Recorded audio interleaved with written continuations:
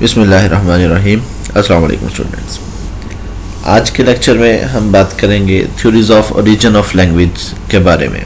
पिछले लेक्चर में हम लैंग्वेज और लिंग्विस्टिक्स के बारे में काफ़ी सारी बात कर चुके हैं। आज कुछ थ्योरीज हैं जो ओरिजिन ऑफ लैंग्वेज के बारे में, हम उनके बारे में बात करेंगे।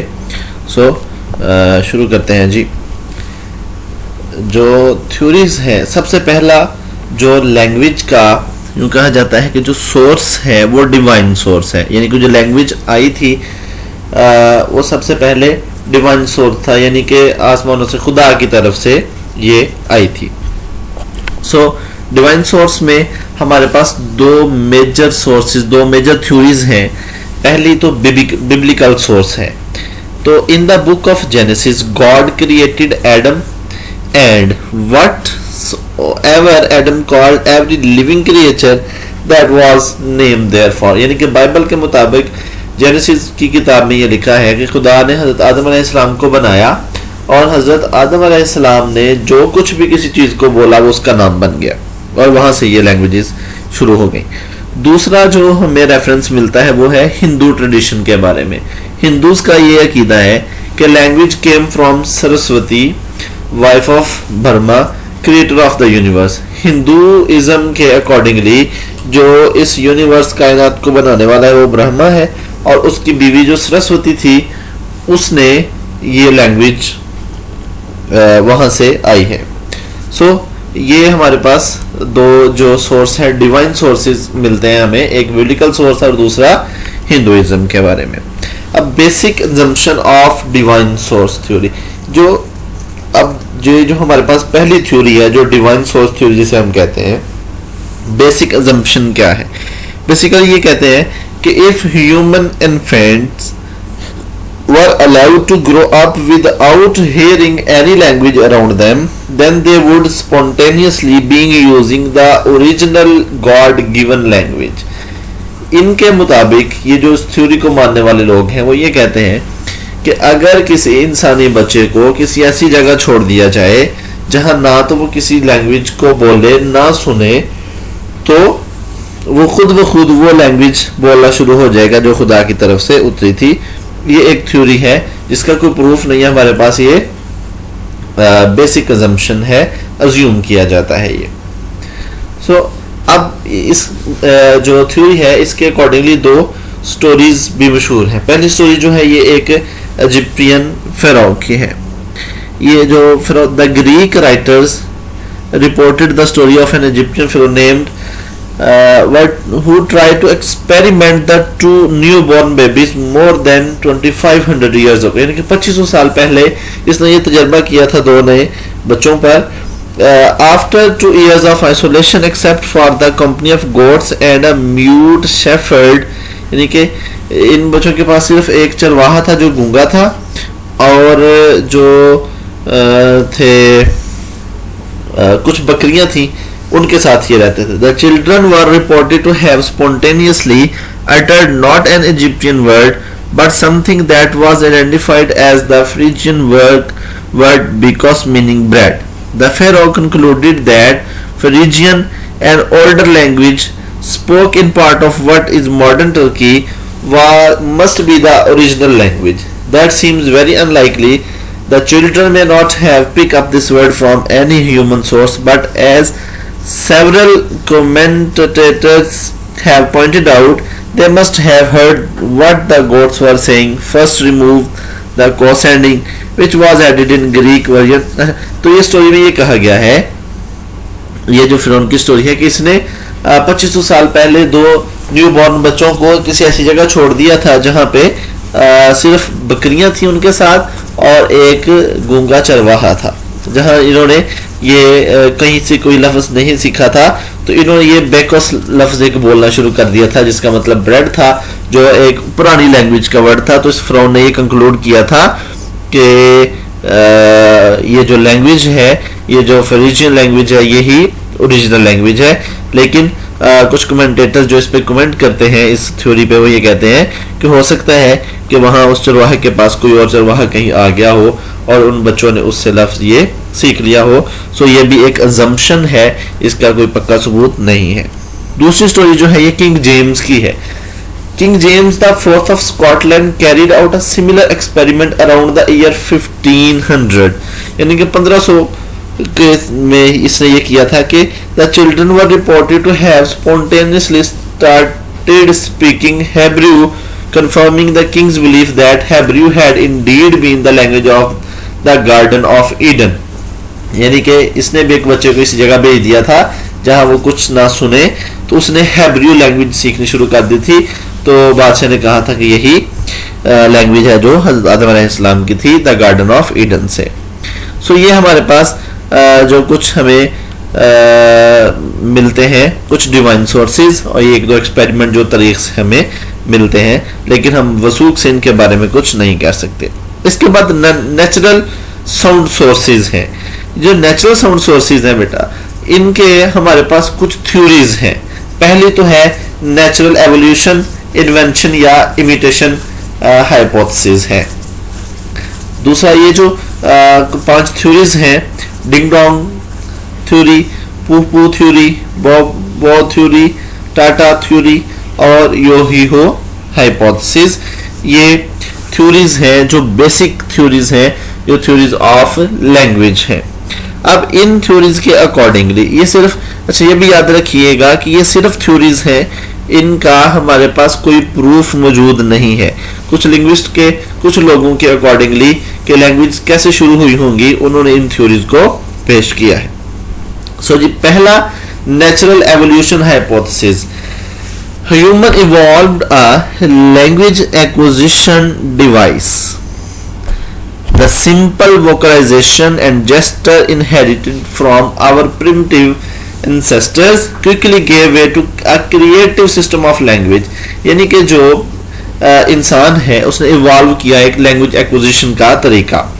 वो कैसे था कि जो सिंपल वोकलाइजेशन थी, चंद छोटी मोटी आवाजें निकालना शुरू की थी जो इंसान ने शुरू में, कुछ इशारे कुछ जेस्चर्स वगैरह, तो ये इनहेरिट हुए एंसेस्टर से, यानी कि बाप दादाओं ने अगले नस्लों को मुंतकिल किए और इस तरह से एक क्रिएटिव सिस्टम बन गया। यानी कि वक्त के साथ साथ लैंग्वेज क्रिएटिव होती गई, इसमें लफ्ज ऐड होते गए, जुमले ऐड होते गए, प्रोनाउंसिएशंस आते गए, so many things. Perhaps in a single generation or due to a genetic mutation that produced advantageous results, यानी कि 2-3 जनरेशंस में ही जब ये सिस्टम बना, लैंग्वेज सीखने लगे तो अच्छे खासे फायदेमंद नताइज बरामद होना शुरू हुए। ये नेचुरल एवोल्यूशन हाइपोथेसिस है, यानी कि नेचुरली इंसान ने शुरू में थोड़ी बहुत ही वोकलाइजेशन, थोड़ी बहुत बोलना, साउंड्स निकालना शुरू किए होंगे और उसके बाद आहिस्ता आहिस्ता डेवलप अगली नस्लों में जो जाती गई लैंग्वेज, तो ये डेवलप होती गई।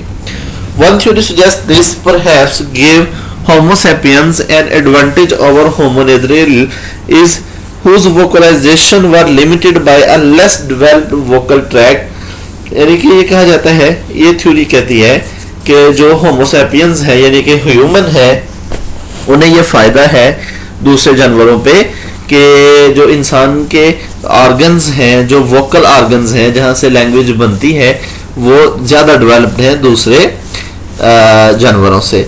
सो होमोलिक्वियंस कहा जाता है, ये इसीलिए इंसानों को द स्पीकिंग ह्यूमन कहा जाता है। अब यहाँ से हमारी जो ओरिजिनल थ्योरीज है ये शुरू होती हैं। पहली थ्योरी है हमारी ding dong theory, humans named objects, actions and phenomenons after a recognizable sound associated with it. यानी ये डिंग डोंग थ्योरी के अकॉर्डिंगली ये कहते हैं कि इंसान जो थे, जिस तरह से कि किसी चीज से आवाज निकलती थी उस तरह का उसका नाम रख देते थे। जैसे ये देखिए बूम एक्सप्लोजन है, यानी कि धमाका। आज हमें पता है इतनी इवॉल्वमेंट के बाद कि एक्सप्लोजन को हम धमाका कहते हैं, ब्लास्ट बोलते हैं, लेकिन वहां से जो आवाज बूम की आती थी तो वो उसे उसी तरह बूम कह देते थे। सो ये बेसिक थ्योरी है, ये डिंग डोंग थ्योरी है कि जो ह्यूमन थे named object, actions and phenomena after a recognizable sound associated with it, यानी कि किसी चीज के साथ जिस तरह की साउंड एसोसिएट होती थी वो ही उसका नाम रख देते थे डिंग डोंग थ्योरी के अकॉर्डिंगली। फिर अगली थ्योरी जो है वो है Pooh Pooh theory. Pope hypothesis, humans first words were derived from spontaneous expression of dislike, hunger, pain और pleasure. इस थ्योरी के मुताबिक जो इंसान था, अब जो स्पॉन्टेनियस एक्सप्रेशंस थे, यानी कि किसी चीज को नापसंद इंसान करता था तो जो साउंड निकालता था, भूखा होता तो क्या साउंड निकालता था, दर्द की क्या साउंड थी, प्लेयर की क्या साउंड थी, जैसे हा हा, वाह वाह, so many things. Problems, very small part of any language differ from language to language. अब ये चीजें जो हैं, ये जो वर्ड है ये लैंग्वेज टू लैंग्वेज वेरी करती हैं. जैसे इंग्लिश है तो उसमें आउच, रशियन में उई, क्रिक्यो में ई, बस्कुआ में आए. तो इस तरह से ये जो साउंड है इस लैंग्वेज टू लैंग्वेज वेरी करती हैं. लेकिन पू थ्योरी के अकॉर्डिंगली जो वर्ड्स थे ये ड्राइव किए गए थे spontaneous expressions of dislike, hunger, pain और प्लेयर. सो ये था पू थ्योरी. अब इन्वेंशन है एक, आगे देखिए कि rendition of animal sounds differ considerably from language to language even though the animal make essentially the same sound. जैसे ये कहते हैं कि जो लैंग्वेज जो जानवर हैं, जो एनिमल हैं, वो सेम साउंड निकालते हैं. वो जो यहाँ पाकिस्तान का कुत्ता है वो भी उसी तरह भौंकता है जिस तरह के इंग्लैंड का कुत्ता भौंकेगा. लेकिन लैंग्वेजेस के अंदर इन्हें बयान करने के तरीके मुख्तलिफ होते हैं. जैसे डॉग वाव वाव करता है, चाइनीज में ये वू वू हो जाता है, जापानीज से वैन वैन कहते हैं, रशियन गैफ गैफ या टफ टफ बोलते हैं, कैट म्यू है, रशिया में म्याओ, चाइनीज में माओ, जापानीज में नया नया बोलते हैं इसे. तो प्रॉब्लम ये है कि where do names for natural noises concept came from. यानी कि अगर इस थ्योरी को मान लिया जाए जिसे हम पू थ्योरी कहते हैं, वो कहते हैं कि इसके अकॉर्डिंगली साउंड्स जो थे हमने वो वहाँ फीलिंग से निकाले. अब यहाँ ये अगर एनिमल साउंड्स की भी बात करें तो वहाँ से भी अगर निकाले हों तो प्रॉब्लम ये है कि यहाँ से तो इंसान ने साउंड्स, दूसरी साउंड्स को सुन के या अपने इमोशंस के साथ डिराइव कर लिए. तो प्रॉब्लम ये है कि जो नेचुरल ऑब्जेक्ट्स थे, जैसे रॉक है, पहाड़ है, अब उनमें से तो कोई साउंड नहीं आती, सन में कोई साउंड नहीं है, स्काई में नहीं है, लव में नहीं है, तो इनको इंसान ने इन साउंड को कैसे इन्वेंट किया, इसका जवाब भी इस थ्योरी के अंदर हमारे पास कोई मौजूद नहीं है. अगली जो थ्योरी है वो है bow theory. The primitive sound had been imitation of the natural sound which early men and women heard around them. इस थ्योरी के मुताबिक जो लैंग्वेज है इंसान ने बोलना सीखा था वो इंसान ने नकल की थी उन सारे साउंड्स की जो इंसान ने सुने थे अपने इर्द गिर्द. जैसे when an object flew by making a caw sound, the early human tried to imitate the sound. यानी कि जब कोई कौवा गुजरता था पास में काव काव करता तो जो इंसान थे उसे उसकी आवाज को कॉपी करते थे. Use it to refer to the things associated with the sound. और यानी कि दूसरे को कौवे का बताने के लिए वो का कौवा नहीं बोलते थे, वो काव काव की का लफ्ज अटर करते थे. Similarly by hearing cuckoo sound the early man might have identified the bird with sound. यानी कि जो इंसान थे उन्होंने नाम नहीं रखे थे, जो वो साउंड्स थी अपने आसपास सुनते थे. बो थ्योरी के मुताबिक इंसान उसकी इमिटेट करते थे, उसकी नकल करते थे और उसी को ही जो एक्सप्लेन करने के लिए उन्हीं साउंड्स को फिर वो दोबारा से दोहराया करते थे. अब बो थ्योरी ऑफ लैंग्वेज, इसे बो थ्योरी बोलते हैं. सो कहता है this theory is only acceptable in regard to onomatopoeic words. Onomatopoeic words जो होते हैं जो रैंडम साउंड्स होती हैं, जैसे अभी हमने कहा का काव काव, कुकू, मुर्गे की आवाज, कौवे की आवाज, चिड़िया की आवाज. कहते ये थ्योरी सिर्फ उन वर्ड्स की हद तक ठीक है. This theory does not explain the origin of abstract word in the language. यानी कि जो एब्स्ट्रैक्ट जो फिनोमिनन्स हैं उन वर्ड्स को कैसे कहाँ से ओरिजिन किया गया, कहाँ से वो बने, ये थ्योरी उनके बारे में कुछ नहीं बताती. The function of language is not just to name the words. कहते हैं जो लैंग्वेज का मतलब है वो सिर्फ किसी चीज का नाम रख देना नहीं है, बल्कि वो तो फंक्शन इससे बहुत बढ़ के है. हम इसके बारे में पहले बात कर चुके हैं. अब नेचुरल क्राइज ऑफ जो अगली थ्योरी हमारी वो है टाटा थ्योरी। टाटा थ्योरी क्या कहते हैं कि Charles Darwin theorise that speech में have developed as a sort of mouth pantomime. The organs of speech were used to imitate the gesture of the hand. The first word were lip icon of hand gesture. यानी कहता है जिस तरह से ये gesture Charles Darwin ने कहा था कि जिस तरह से जेस्चर होते हैं तो हमारे जो माउथ ऑर्गन है वो उसे कॉपी करने की कोशिश करते हैं, इमिटेट कोशिश करते हैं, उस तरह के साउंड प्रोड्यूस करते हैं। लेकिन same problem as onomatopoeia, different gesture in different cultures.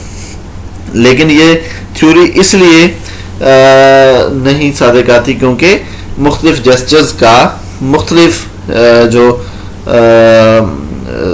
Gestures हैं मुख्तलिफ लैंग्वेज में उनके डिफरेंट मतलब है।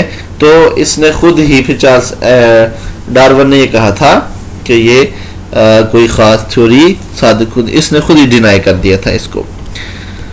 सो जी आखिरी थ्योरी जो है ये यो ही हो थ्योरी है। Another proposal involving natural sound has called the Yo-Hi-Yo theory. The idea is that the sound of a person involved in physical effort could be the source of our language, especially when that physical effort involves several people and the intellect had to be coordinated.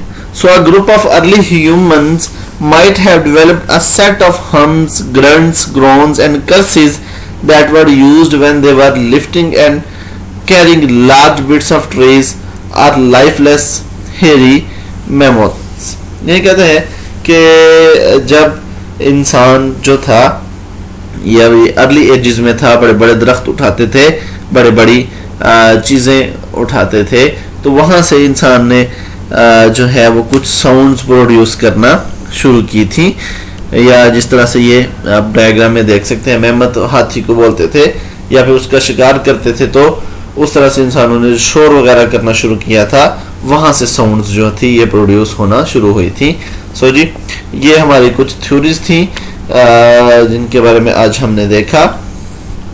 सो जी ये theories जो 5 theories को हमने पढ़ा जो थी डिंग dong theory, पू पू, बाव बाव, टाटा और यो ही हो थ्योरीज। ये थ्योरीज हैं जो बेसिक थ्योरीज मानी जाती हैं ओरिजिन ऑफ लैंग्वेजेस पे। सो जी आज के लेक्चर के लिए इतना ही। इंशाल्लाह अगले लेक्चर में दोबारा आप लोगों से मुलाकात होगी। अल्लाह हाफिज़।